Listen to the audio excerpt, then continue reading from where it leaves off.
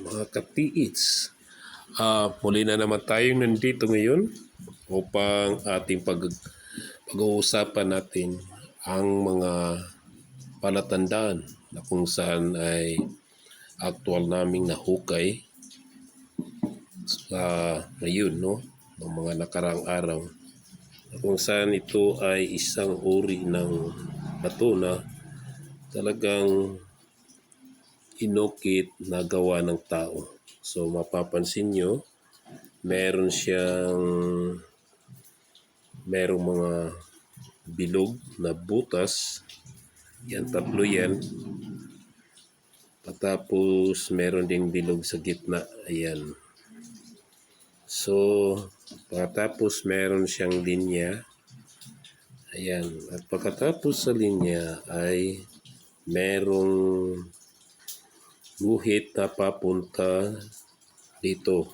At nangyari siya ay naging X yan. Naging X siya.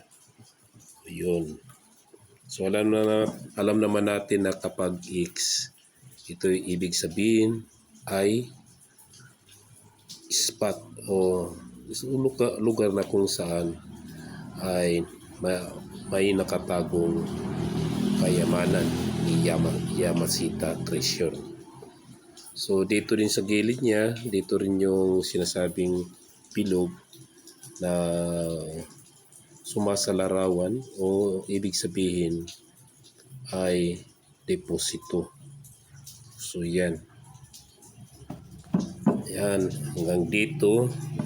So ito ay marahil ay siyang sukat ng sinasabing